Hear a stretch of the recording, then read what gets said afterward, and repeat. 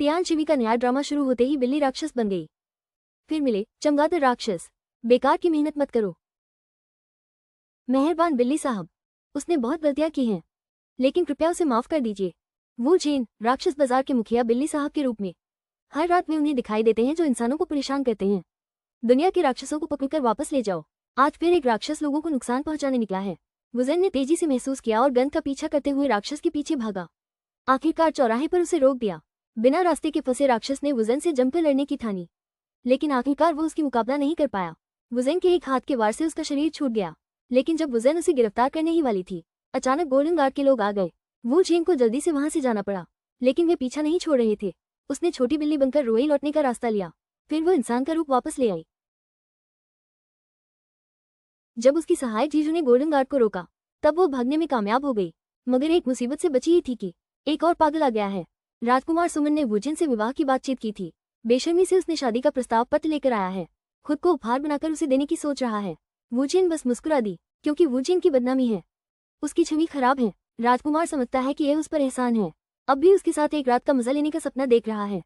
बिल्कुल बेलगाम हो गया है। वुजिन ने सीधे एक लात मारकर उसे नीचे गिरा दिया, और यह नजारा नीचे खड़े मेई जू ने पूरा देख लिया। वुजिन की जांच से पता चला है, इस बार लोगों को नुकसान पहुंचाने वाली राक्षसी लालची है, क्योंकि इसने पहले भी सोना चांदी पहने लोगों को ही मारा है। और कल तो वुजिन का जन्मदिन भी है। उसकी बड़ी बहन रानी ने उसके लिए खास तौर पर 20 से ज्यादा रिश्ते ढूंढे थे, इसलिए उसने जन्मदिन की बड़ी पार्टी रखने का फैसला किया। लेकिन जो भी आए उसे सोने चांदी के गहने पहनने होंगे। संयोग से मेघराज भी उस सूची में था, इसलिए उसे भी खींच लाया गया, लेकिन उसके हंसमुख रूप के कारण शेख परिवार के लड़के ने उससे ईर्ष्या कर ली। सबके सामने उसे बेवजह परेशान कर रहे हो। ठीक उसी वक्त एक तीखा तीर उनकी ओर आया, और उसे बचाने वाले कोई और नहीं बल्कि वीर थे। राज, यह क्या कर रहे हो? मेरे जन्मदिन के मौके पर इतनी बेइज्जती, ये युवक शायद दुनिया देखा ही नहीं है। दिल में डर है तो बातें कड़वी निकलती हैं। बिल्कुल भी इज्जत नहीं दी। तुम्हारी इज्जत क्यों करूं? जिसे मैं चाहूं वो तुम्हारी इज्जत ना भी करे तो चलेगा। किसने सोचा था कि वीरेन सबके सामने कहेगा कि उसे मयंक पसंद है? उस नौकर को भी नहीं छोड़ा जिसने मयंक पर हाथ उठाने की कोशिश की थी। फिर सबकी नजरों के सामने उसे खींचकर ले गया, लेकिन कमरे में ले जाने के बाद वीरेन का रवैया बदल गया। 2 बात करके ही मयंक को बाहर निकाल दिया, बस उस नौकर को कमरे में अकेला छोड़ दिया। असल में वुजिन ने पहले ही उसकी राक्षसी पहचान ली थी। आखिरकार तीर आते देखकर भी इतना शांत रहने वाला निश्चित ही साधारण इंसान नहीं है। वुजिन ने भी अब अपनी असली पहचान छिपानी बंद कर दी। तुम्हें बता दूं, मैं सिर्फ वो नहीं हूं। राक्षस डर के मारे अपने असली रूप में आ गया। बदकिस्मती से यहाँ पहले ही वुजिन ने जाल बिछा रखा था, वो बच निकलना असंभव है। कल की मुठभेड़ में तुम भाग गए, इसलिए आज की दावत में मैंने मेहमानों को सोने चांदी के गहने पहनाए। कल जिससे तुम मिले वो मैं नहीं था। अभी भी बेवकूफ बन रहे हो। लेकिन जैसे ही वुजिन ने उसे पकड़ने वाला था, अचानक राक्षस पकड़ने वाले मेईजू को भी कुछ अजीब लगा। फिर वापस आकर देखा, वुजिन ने तेजी से कंबल से चमगादड़ को ढक दिया। क्या मेई जूनियर इतने बेसब्री से हैं? एक और दिन भी इंतजार नहीं कर सकते? क्या श्रीमती वो ठीक है? बिल्कुल ठीक है, और बेहतर नहीं हो सकता। देखा कि उसे कोई खतरा नहीं है, मेईजू तुरंत चले गए। अचानक मुड़ते ही फिर अजीब आवाज सुनाई दी। अंदर जाने ही वाला था कि मुझे रोक लिया गया। तुम यहाँ कैसे? क्या मेहरा जी को ऐसा ही शौक है? साथ चलोगे? शर्मिंदा मेहरा जल्दी से चला गया। फिर वुजिन चमगादड़ राक्षस को लेकर चांगोन राक्षस बाजार पहुंची। आखिरकार चमगादड़ राक्षस का असली रूप भी सामने आ गया। स्वागत है चांग आन की रहस्यमय बाजार में। योकाई बिल्ली ने एक जीवित झुमका पकड़ा, लेकिन पता चला कि हाल की हत्याएं और चोरी उसने नहीं की थी, बल्कि दूसरे झुमकी ने की थी। झुमके जोड़े में होते हैं। ये चमगादड़ वाला झुमका भी नर और मादा है। दावत में गया था नर चमगादड़ वाला झुमका। वो मादा चमगादड़ सोने के गहने पहने लोगों पर हमला कर रही थी, क्योंकि वो अपनी जोड़ी की बाली ढूंढ रही थी। 100 सालों से वे दोनों बालियां साथ थी। पिछले महीने फूचाओ शहर की चकाचौंध में खो गया, और उसने मादा चमगादड़ को छोड़कर अकेले मौज बनाई। जब तक हाल ही में शहर में कई हमले नहीं हुए, तब उसे समझ आया कि यह उसी मादा चमगादड़ का काम है। फूचाओ की सुनने की शक्ति बहुत तेज है। उसने सुना कि माँ चमगादड़ यूं ही लाउंज में है, इसलिए वो उसे ढूंढने के लिए अंदर घुस गया। उम्मीद नहीं थी कि वुजिन पकड़ लेगी। वुजिन एक रहस्यमय मामले का सुराग ढूंढ रही थी। वो खोए हुए सोने चांदी के बहाने जांच विभाग आई। उसे पता नहीं था कि मेईजू भी यहाँ काम करता है।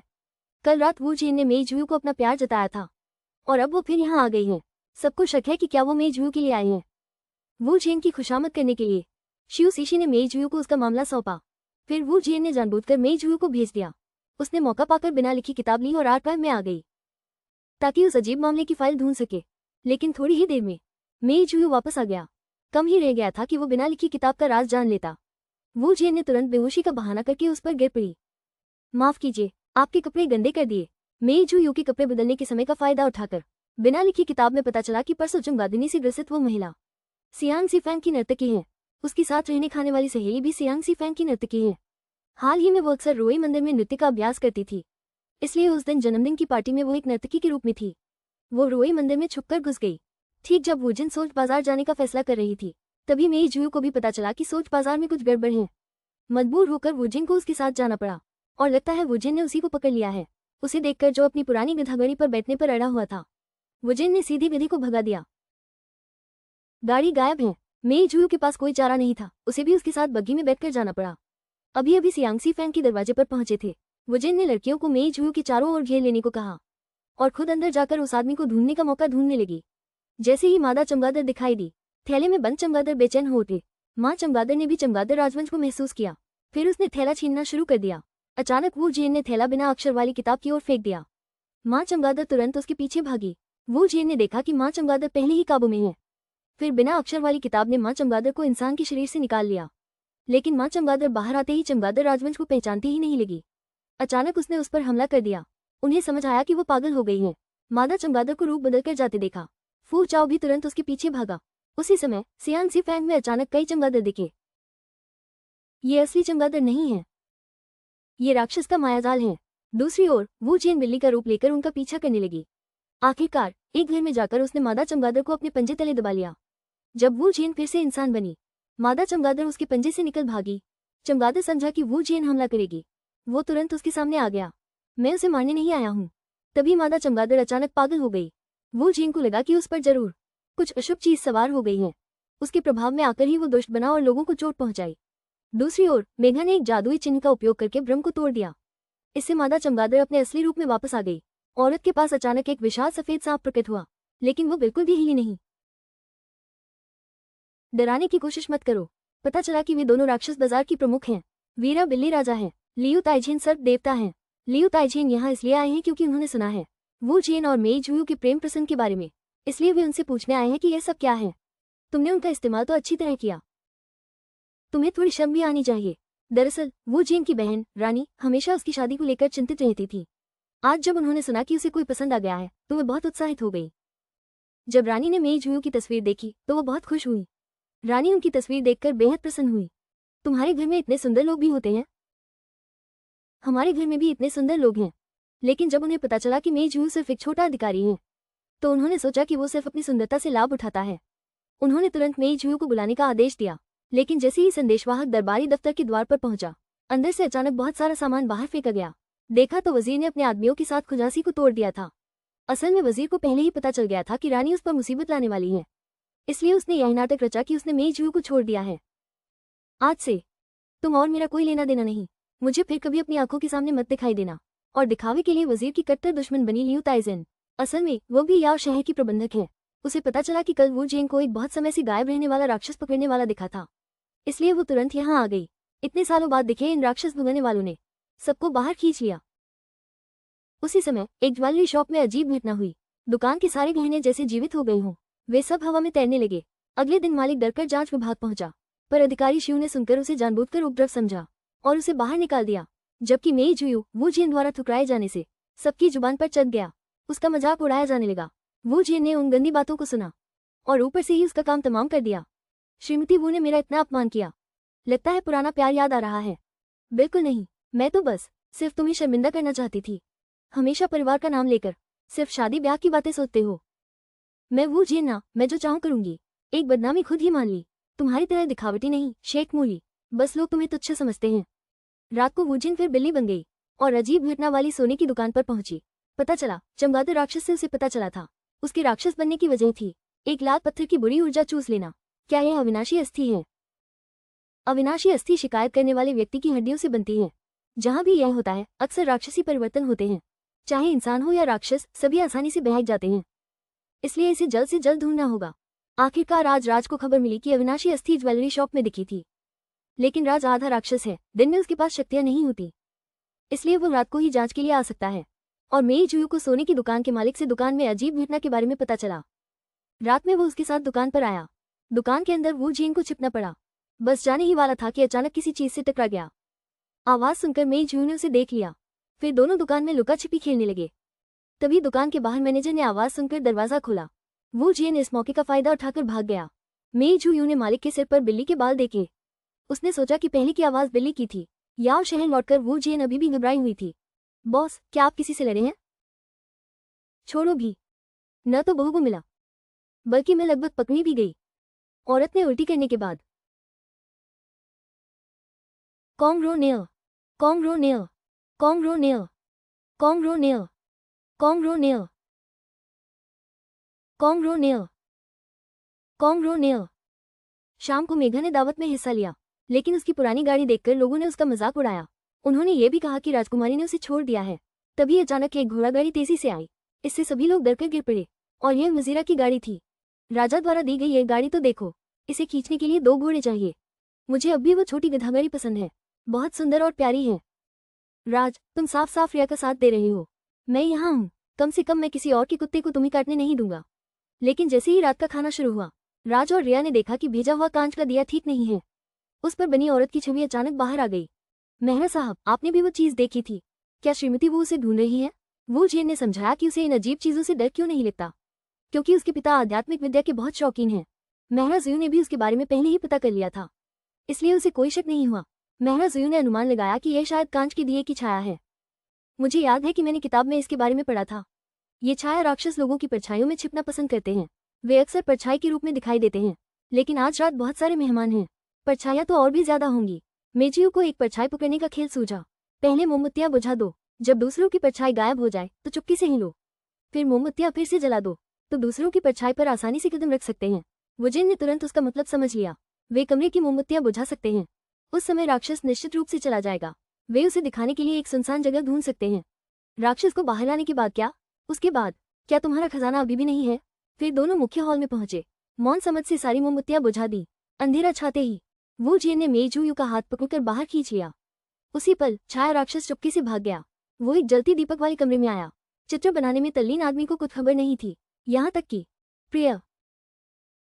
वो आदमी जैसे ही मुड़ा, उसका गला दबा दिया गया। वो कितना भी संघर्ष करे, छूट नहीं सकता। तभी एक विशाल सफेद सांप प्रकट हुआ। उसने उसे अपनी पूंछ से जोरदार प्रहार किया। ये सफेद सांप सर्प देवता लियू ताइजिन था। जब वो मानव रूप में वापस आई, छाया दानव पहले ही भाग चुका था। दूसरी तरफ मेघराज एक जलती हुई लालटेन वाले कमरे में पहुंचा। अंदर जाते ही उसे कुछ अजीब लगा। प्रिय, पता नहीं ये राक्षस किस प्रिय की तलाश में है। छाया राक्षस चित्र से बाहर आया और सीधा मेघराज पर हमला कर दिया, लेकिन उसके जादू ने उसे बिल्कुल स्थिर कर दिया। जब तक उसकी शक्ति खत्म नहीं हो गई, परछाई राक्षस फिर से कांच के दिए में समा गई। तभी मेई जू ने देखा कि दिए पर एक रत्न जड़ा हुआ था। वो था अविनाशी अस्थि। उसे समझ आया कि यह अविनाशी अस्थि ही राक्षसी परिवर्तन का कारण थी, इसलिए उसने उसे संभाल कर रख लिया। कुछ ही देर में वू जेन भी वहां पहुंच गई, लेकिन मेई जू ने ऐसा व्यवहार किया जैसे कुछ हुआ ही न हो। तभी वू जेन ने जमीन पर शी लो बाई की कविताओं की तस्वीरों वाली किताब देखी, लेकिन उसने देखा कि कविता संग्रह की कविताएं और दीवार दीपक पर लिखी कविताओं में अंतर है। शायद ये कविताएं शे लोगों ने नहीं लिखी, बल्कि किसी महिला ने लिखी हैं। तभी अचानक वहां कई लोग घुस आए। उन्होंने कहा कि यहाँ भूत का साया है, पर वू जेन और मेई जू ने कहा सब ठीक है। सुनकर सभी ने राहत की सांस ली। जब वो चले गए तब वुजेन ने मुड़कर देखा, वो कांच का दिया गायब था। मेई जू तुरंत उसे ढूंढने बाहर भागा। फिर लियू ताइसेन अंदर आई। वुजेन ने हाथ उठाया और उसने वो दिया प्रकट कर दिया। ये अमर हड्डी फिर से भाग गई। हाँ, भूत से पहले तक तो यहाँ थी। क्या इसके पैर हैं? हमेशा पकड़ में नहीं आती। वुजेन और मेई जू जल्दी से वहां पहुंचे, पर देखा कि वो रोशनी बुझ चुकी थी। लगता है उसकी जान चली गई। वो पूरे दिल से बस शेलोबो को उसकी सजा दिलाना चाहती थी। अब जाकर शायद उसे कोई अफसोस नहीं है। अभी अभी तक जो आदमी अमीर लड़की से चिपकना चाहता था, उसने सुना कि लड़की ने उसे बुलाया है। जब वो पूरे दिल से मिलने जा रहा था, तभी उसने डरते हुए देखा कि वहां और भी लोग हैं। प्रिय, तुम क्या चाल चल रही हो? धन्यवाद प्रिय, तुम ही तो यूनेई को लाए हो। असल में यूनेई भले ही वेश्यालय में रहती थी, लेकिन उसमें असाधारण प्रतिभा थी। पहले जब शैलोबाई घोड़े पर सवार होकर गुजरा, बस एक नजर यूनेई को वो पसंद आ गया। शैलोबाई के मीठे वादों के चक्कर में यूनेई उसकी झांसे में आ गई। उसने अपनी लिखी कविताएं और पैसे उसे दे दिए ताकि वो उन्हें छपवा सके, लेकिन कविताएं देने के बाद शैलोबाई का कोई अता पता नहीं रहा। हर बार जब मैं पूछती हूँ, तुम कहते हो कविता साधारण है, किसी को पसंद नहीं आएगी। फिर एक दिन उसने एक कविता की किताब देखी। उसमें सारी कविताएं उसी की थी, पर नाम था शैलोब का। तब उसे पता चला कि उसे धोखा दिया गया और शैलोब ने इसी से प्रसिद्धि पाई। ये सोचकर यून यी का दिल गुस्से से भर गया। सच्चाई जानकर यून यी उससे सवाल करने दौड़ी, लेकिन उल्टे उसने उसे गालियां दी और मारा। सुनो, तुम्हें मेरा शुक्रिया अदा करना चाहिए, नहीं तो ये कविता संग्रह शायद जिंदगी भर प्रकाशित नहीं हो पाता। जाते समय शेलोबो ने यूनही को धक्का देकर मेज का कांच का दिया गिरा दिया। दिया बुझ गया। यून की आत्मा दिए में वापस आ गई। फिर शेलोब ने दिया ठीक करके लियू ताइचिंग को दे दिया। उन्हें पता नहीं था कि यून असल में कांच के दिए की छाया से बनी थी। शेलोब ने गलती से अमर हड्डी दिए पर लगा दी।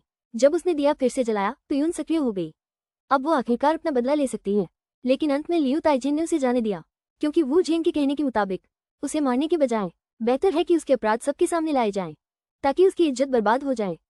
उसे अपनी आंखों से देखने दो कि चोरी की कीमत कैसे गिरती है। यह उसे मार डालने से कहीं बेहतर है। यही सही सजा है। और यून ये ने भी इस बात से सहमति जताई। आखिरकार बिना किसी अफसोस के चला गया। बाद में उन्होंने शेलोबो के बुरे कामों को सबको बता दिया। ये सुनकर लोग उसके घर के बाहर सड़ी सब्जियां फेंकने लगे और वू जिंग की बहन रानी फिर से उसकी शादी की योजना बनाने लगी। मेई जू की परीक्षा देखने के बाद उसने पाया कि वो वाकई एक प्रतिभाशाली व्यक्ति है। वो चाहती थी कि वू जिन उसके साथ समय बिताए, लेकिन वू जिन ने कहा कि अब उसे उसमें दिलचस्पी नहीं रही। इतनी मेहनत के बाद एक अच्छा मिला था और अचानक तुम्हें पसंद नहीं आ रहा। रानी ने गुस्से में सारा गुबार राजा पर निकाल दिया। तुम ही हो, हर दूसरे तीसरे दिन उसके लिए नए नए तोहफे लाते हो। देखो तुमने उसे कितना बिगाड़ दिया है। मौका मिलते ही बेवफाई करने वाला। एक दिन 3, दूसरे दिन 4, बस खेलना और छोड़ देना। लेकिन बादशाह दिल से वजन का साथ देते हैं, क्योंकि उनके लिए शादी करना कोई मजेदार बात नहीं है। कभी कभी मैं सोचता हूँ उन दोनों से शादी करने में क्या रखा है।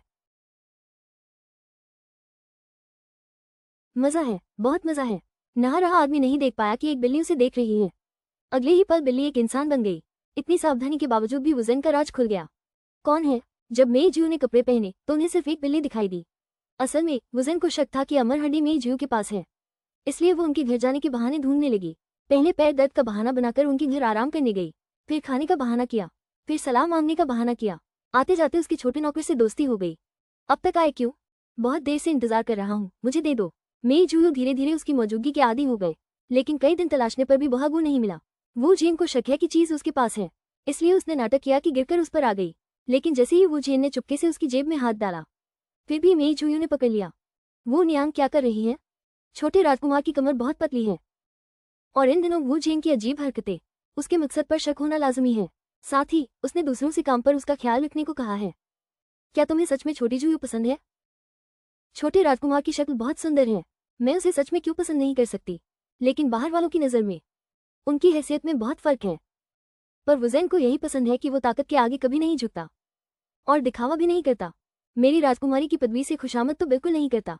उसका दिल प्रेम में नहीं लगता, नहीं पैसे ताकत में उसकी दिलचस्पी है। जब मैं उसे देखती हूँ लगता है जैसे वो एक अकेला बेसहारा जानवर है, एक ऐसी दुनिया में जो उसकी नहीं है। चुपचाप अपने विश्वास पर डटा हुआ, वो बस अपना काम ईमानदारी से करना चाहता है और वजी को यही बात उसमें पसंद है। पर उसकी दुनिया बहुत सूनी है। वजी ने उन्हें मेचूयू की देखभाल करने को कहा, बस उम्मीद है कि उसकी दुनिया में थोड़ी गर्माहट आ जाए।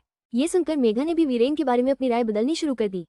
बेबस वीरेन ने जब बिना अक्षरों वाली किताब के बारे में सुना कि उसे अपने लिए दवा वाला स्नान तैयार करना है, तब आखिरकार उसे ख्याल आया कि वो उसके नहाते समय चुपके से जा सकती है।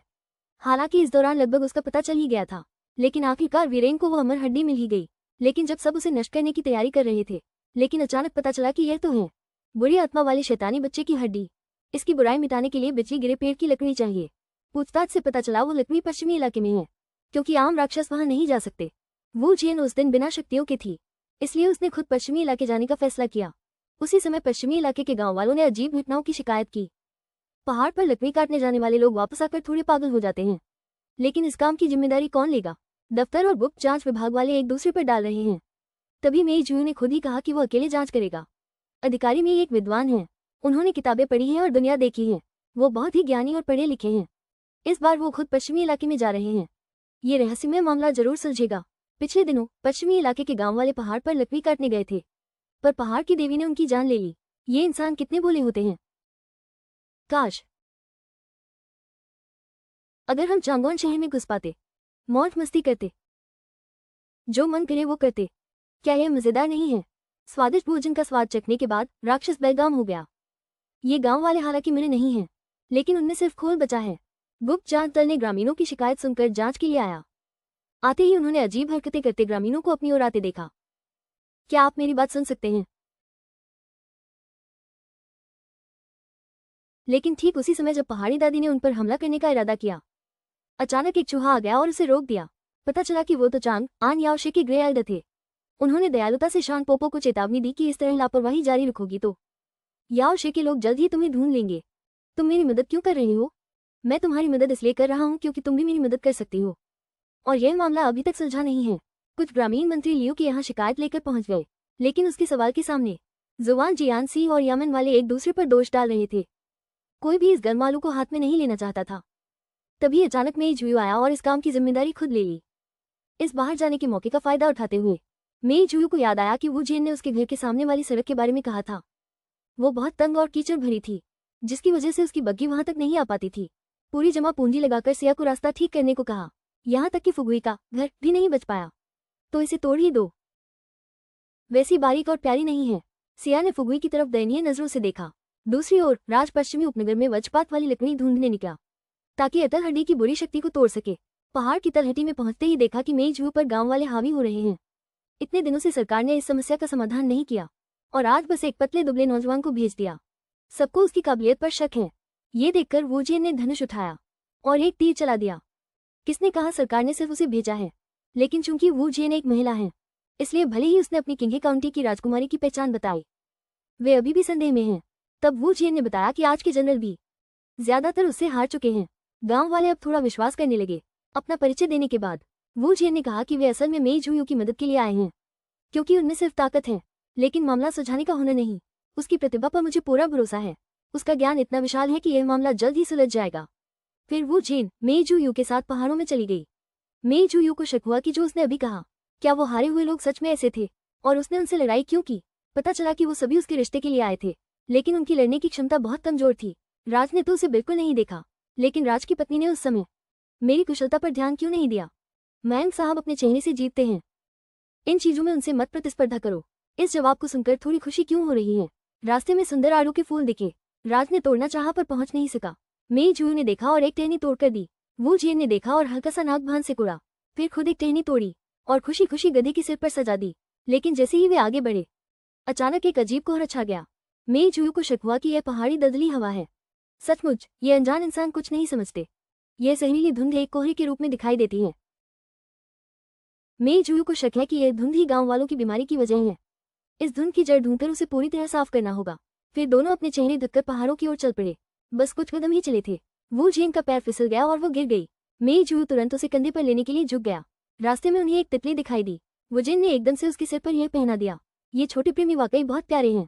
मेई जुयू ने वुजिन के दिल में छुरा घोंप दिया। क्यों? क्योंकि असली राक्षस तो तुम हो। इससे पहले अल्डहुई ने वर्जित जादू से अपनी चेतना बाहर निकाली थी और शानपोजी के साथ वुजिन को मारने की साजिश रची। क्योंकि वुजिन के पास दिन में कोई शक्ति नहीं होती, शनपोजी ने गुफा में थंडरस्ट्रक लकड़ी के पास एक राक्षसी जाल बिछाया है। वू जिन अगर पास गया तो मौत निश्चित है। तब ग्रे एल्डर वू जिन की बिल्ली राजा की शक्ति छीन सकता है और शनपोजी को मनुष्यों का सार चूसने की छूट दे सकता है। इसी बीच मेई जुयू भी वू जिन को लेकर आसपास पहुंच गया। वू जिन ने देखा कि सामने वही गुफा है जहां थंडरस्ट्रक लकड़ी छिपी है। उसने मेई जुयू से कहा कि उसे भूख लगी है। मेई जुयू ने वू जिन को नीचे उतारा और खाना ढूंढने चला गया। पर क्या था कि वू जिन बस 2 कदम ही चली थी कि वो एक खरगोश लेकर वापस आ गई। वाह मे साहब, आप तो जबरदस्त हो। इतनी जल्दी खाना ढूंढ लाए।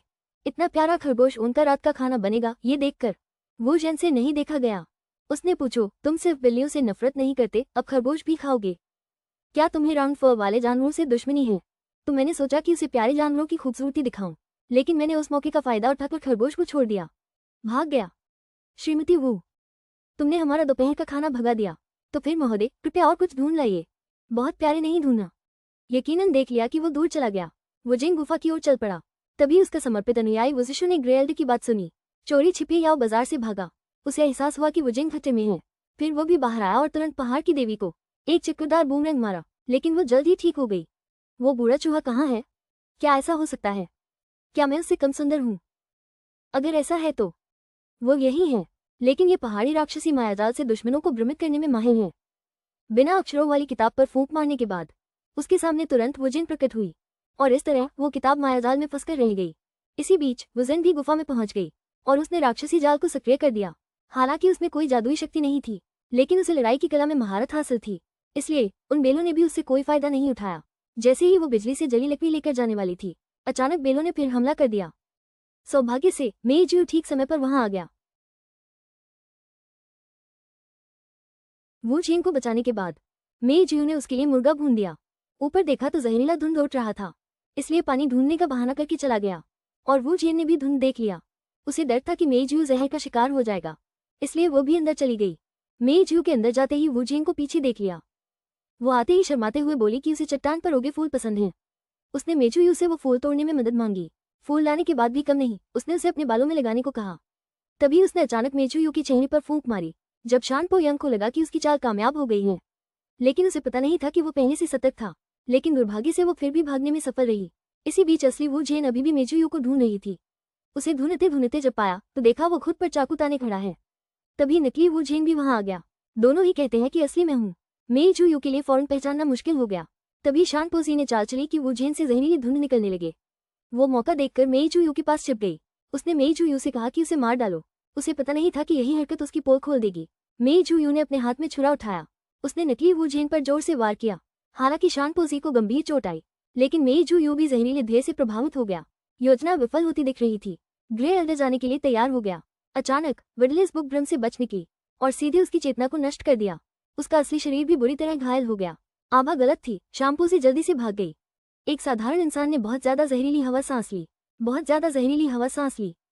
लगता है बस यही। मेचुयू धुंधली आंखों से जागा, होठों पर गर्माहट महसूस हुई, लेकिन जहर बहुत गहरा था। वो फिर बेहोश हो गया और यह सब देखकर डूबी वू ज़िशू की दुनिया टूट गई। वुजिन ने महसूस किया कि आसपास कोई है, लेकिन जब उसने देखा तो वहां कोई नहीं था। थोड़ी देर में मेचुयू की जहर की स्थिति ठीक हो गई और वो होश में आया। उसे अपने दिमाग में आए ताज़ा दृश्य याद आए, लेकिन जब उसने वुजिन से पूछा तो उसने कहा कुछ नहीं हुआ। मेचुयू ने सोचा शायद जहर के कारण उसे भ्रम हुआ था। सुबह होते ही वे दोनों वापस चले गए, लेकिन शहर के द्वार पर अलग होने के बाद मेघा अकेली ही पश्चिमी उपनगर लौट आई। सनम को नहीं पता था कि वो राक्षस पकड़ने वाला है। वो जानबूझकर उसे लुभा रही थी। जब तक उसने मेघा को उच्च स्तरीय जादू करते नहीं देखा, तब उसे एहसास हुआ कि सामने वाला व्यक्ति एक शक्तिशाली तांत्रिक है और वो मेघा के सामने बिल्कुल भी नहीं टिक सकती थी। वो सीधे उसके हाथों हार गई। उसने गुस्से में मेघा से पूछा, तुम कौन हो तांत्रिक? असली और नकली वू जेन में फर्क कैसे पहचान सकते हो? यही वजह है कि शानपोसी हार गई, क्योंकि मेचुयू वू जेन को बहुत अच्छी तरह जानता है। वो रोजमर्रा में चाहे जितनी शरारती या उद्दंड हो, लेकिन अगर उसे फूल चाहिए तो वो खुद ही तोड़कर लाएगी। अगर कोई खतरा हो तो वो दूसरों पर निर्भर नहीं रहेगी और न ही किसी के पीछे छुपेगी। उस जैसी लड़की दुनिया में एक ही है। तुमने जो रूप बनाया है वो। शानपोसी ने मेचुयू से विनती की कि वो खुद को छोड़ दे, तो फिर वो उसे वू जेन का एक राज बता देगी, लेकिन दुर्भाग्य से उसकी गलत गणना थी। अगर यही राज है तो तुम्हारी जान भी इसके साथ ही दफन हो जाएगी। उस समय वू जेन को डर था कि शानपोसी दूसरों को नुकसान पहुंचाती रहेगी। फिर एक बार पश्चिमी उपनगर गया, बस वहां पहुंचकर जादू के निशान जलते देखे। फिर वू जेन रहस्यमय बाजार लौट आया। बुजुर्ग हुई पर प्रतिबंधित जादू के इस्तेमाल के लिए कोड़ों की सजा दी। पहला कोड़ा, ये प्रतिबंधित जादू के दुरुपयोग के लिए है। दूसरा कोड़ा, ये बाजार छोड़कर चले जाने के लिए है। तीसरी कोड़ा, तुम्हें ये सजा इसलिए मिल रही है क्योंकि तुमने शिंगुआन को फंसाने की कोशिश में निर्दोषों को चोट पहुंचाई। ग्रे एल्डर को इसी वजह से डेमन जेल में डाल दिया गया, लेकिन किसी ने सोचा नहीं था कि शानपोसी का जहरीला धुआं इतना खतरनाक होगा। वो तो मर गई, लेकिन वे गांव वाले अभी तक नहीं उठे। जब सब लोग बिल्कुल निराश हो चुके थे, तभी अचानक खबर आई कि कोई बच्चलन औरतों को नहाते हुए देख रहा है। ये बदमाश इतना बेशर्म है। मेचुयू ने देखा, ये तो उसका अपना छोटा भाई है। वो डर गया कि कहीं उसे पहचान न ले। जब वू जेन उससे लड़ रही थी, मेचुयू चुपके से वहां से भाग गया। शूंग जियांग जानता था कि वो हार जाएगा। उसने तुरंत कहा कि वो चांगशी पैलेस का मास्टर है, लेकिन चांगशी पैलेस सैकड़ों साल पहले गायब हो गया था। कॉन्ग रो नेयर, कॉन्ग रो नेयर, कॉन्ग रो नेयर, कॉन्ग रो नेयर, कॉन्ग रो नेयर, कॉन्ग रो नेयर, कॉन्ग रो नेयर, कॉन्ग रो नेयर। उसका हुनर अभी कम है। मेचुयू ने मजबूरी में पीछे से मदद की। खैर, गांव वालों का जहरीला प्रभाव तो दूर हो गया। तब जाकर सबको यकीन हुआ कि वो सच में तांत्रिक है। मेचुयू को डर था कि कहीं उन दोनों की बात न मिले और उसकी पोल खुल जाए कि वो चांगशी पैलेस का शिष्य है। उसे पहले छिपना ही पड़ा, लेकिन वू जेन को पता था कि वो भी चांगान में किसी को ढूंढने जा रहा है। उसने उसे गाड़ी में वापस जाने का न्योता दे दिया। अचानक नजरें मिल गई। कितनी अजीब बात है, आखिरकार तुम मिल गए। राज को पता चला कि महल में कब से एक सफेद चाय की आत्मा आ गई है। राजकुमारी हर रात उससे बात करने आती है। रात के समय पहरेदार डर से कांप उठे। पहले मेचुयू के भाई ने चांगोन आते ही बड़े सपने देखना शुरू कर दिया। हुजू ने उसकी तलवार के फंदे पर लोमड़ी के बाल देखकर उससे दुश्मनी मोल ले ली, इसलिए उसने जानबूझकर उससे कहा कि टूटे मंदिर में राक्षस है। असल में वो उसे चिढ़ाना चाहती थी, लेकिन चिढ़ाना तो दूर, खुद ही मुसीबत में फंस गई। सौभाग्य से शुआंग जियांग दौड़कर आया और उसे बचा लिया। तभी पीछे से अचानक आवाज आई, किसने सोचा था कि यहाँ सच में राक्षस होगा? तुमने मेरे सारे दोस्तों को डरा कर भगा दिया। शुआंग जियांग ने डरकर अपनी बयाओबू निकाल ली। खोदने के बाद पता चला कि वो एक पुअन याओ है, लेकिन कमजोर कला वाला होने के कारण वो एक छोटी याओ से भी नहीं लड़ सका, सीधे उसके चक्कर में फंस गया। छोटे याओ ने एक लकड़ी का टुकड़ा उठाकर शुआंग जियांग पर फेंका। जिएजू की याद दिलाने पर उसे अपनी जादुई कला याद आई। अगर मैं तुम्हारा नाम लूं, क्या तुम हाँ कहोगे? आधा अधूरा तांत्रिक अचानक उसका नाम भूल गया। किताब फिर से देखकर याद आया, उसका नाम पुतन भूत है। लेकिन जब उसने सिर उठाया तो भूत गायब था। शुआंग जियांग गुरु, आप कितने शानदार हैं। नाम पुकारते ही भूत को काबू कर लिया। शुआंग जियांग ने उसकी बात पर यकीन कर लिया, और जब पता चला कि शुआंग जियांग भूत पकड़ने आ रहा है, मेई जूयू उसकी सुरक्षा की चिंता में उसे ढूंढने निकला। अचानक यहाँ वू जिंग को देखा। मेई जूयू पश्चिमी उपनगर से लौटने के बाद हमेशा वू जिंग के चुंबन की छवि दिमाग में आती है, इसलिए इन दिनों वो वू जिंग से बचता रहा। वू जिंग को लगा शायद उसका हाल में पदोन्नति हुई है और नए अधिकारी के रूप में वो बड़े काम करना चाहता है, लेकिन डर भी लग रहा है। इंसान की इच्छाएं होती हैं, तभी तो जिंदगी रंगीन बनती है। छोटे राजकुमार, जो दिल करे वही करो। और मेई जूयू के प्रमुख बनने के बाद पहला काम था महल में 18 साल पुराने रिकॉर्ड ढूंढना। अचानक उनकी मुलाकात वू जिन से हो गई। उन्होंने महल में एक अजीब घटना भी देखी। सफेद कमील के फूल पर खून के निशान थे। सफेद कमल के फूल पर खून लगा है। सफेद कमल के फूल पर खून लगा है। इतना ही नहीं, महल के लोग कहते हैं कि हर रात एक सफेद पोशाक वाली औरत वहां बड़बड़ाती रहती है, बिल्कुल एक भूत की तरह। उस दिन के बाद इस पेड़ ने अजीब हरकतें शुरू कर दी।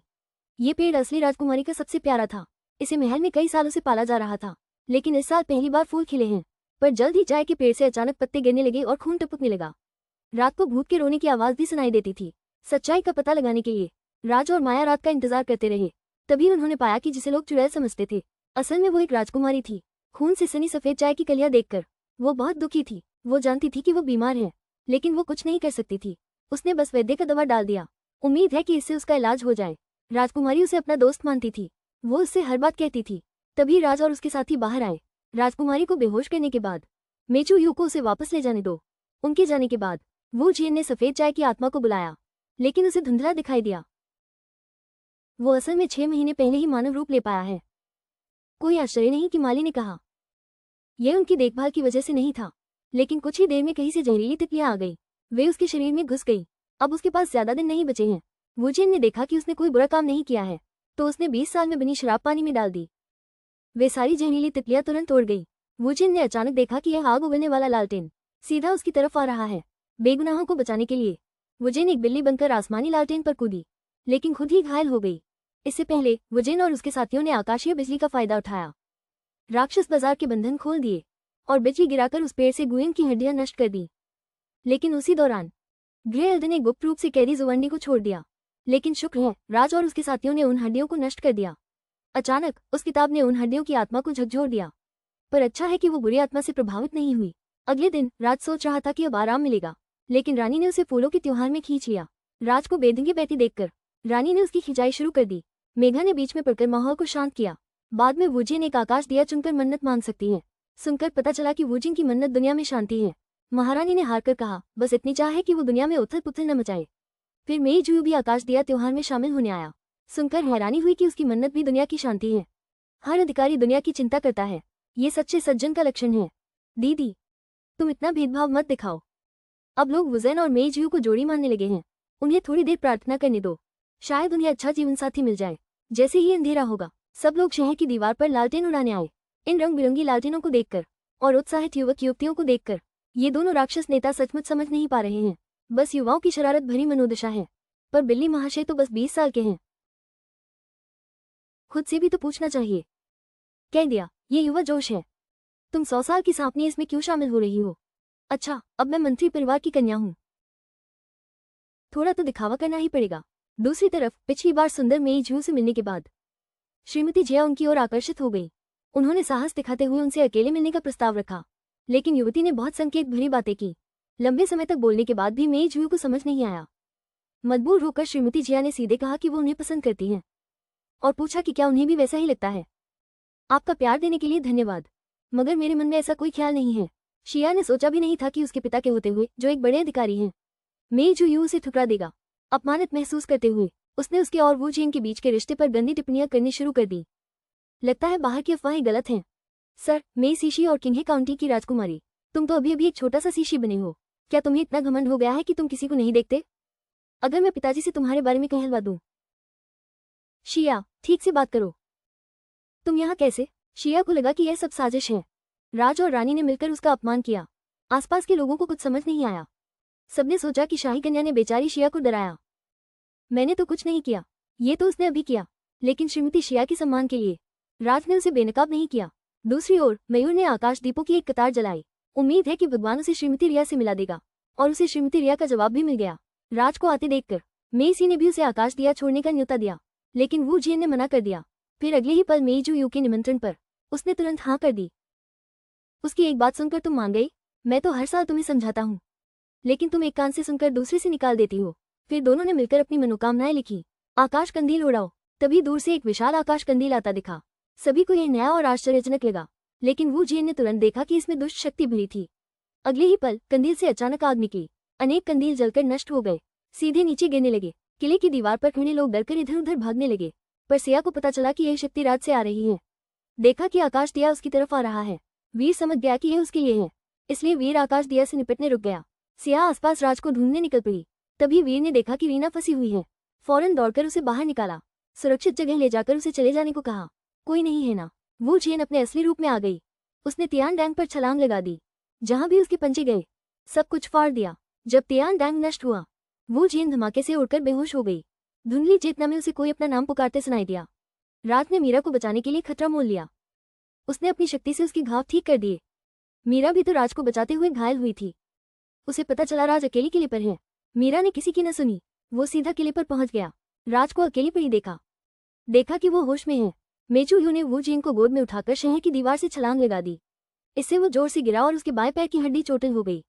राजवैद्य ने कहा कि भविष्य में ये समस्या बनी रह सकती है। वू जियन नहीं चाहती थी कि वो उसकी वजह से अपंग हो जाए। अपनी चोट की परवाह किए बिना उसने उसे ठीक करने के लिए अपनी दैवीय शक्ति का उपयोग किया। कल ही तुमने बूहुआ गू का सफाया किया था, आज फिर से अपनी शक्ति खर्च करके उसका इलाज किया। अपने शरीर का ध्यान रखो, मैं बहुत ताकतवर हूँ। अगले दिन डॉक्टर ने मेई जू की जांच की। इतनी जल्दी ठीक होना एक चमत्कार है, लेकिन जागते ही उसने वापस जाने की बात कही। पर वू जियन उसे इतनी आसानी से जाने नहीं देगी। वू जियन ने कहा कि उसने ख्वांजन सी के लिए उसकी छुट्टी लगा दी है। तुमने मेरी जान बचाई है, अब तुम मेरे हो। फू, मैं एक काउंटी मालकिन हूँ। तुम जैसे छोटे राजकुमार को पालना, 10 को भी पाल लूंगी, कोई दिक्कत नहीं। तुम 10 पालना चाहते हो? क्या तुम्हारे पैरों में दिमाग लगा है? एक पैर में चोट लग गई है। इस तरह मेघा यहाँ रहने लगी, और जब अर्जुन अचानक भागकर इतना हंगामा करने लगा, उन्हें समझ में आ गया कि यह ग्रे साहब का काम है। लेकिन यह बकाया वू जियन बाद में चुकाएगा। आखिर इन दिनों उसे अपने मरीजों की देखभाल करनी है।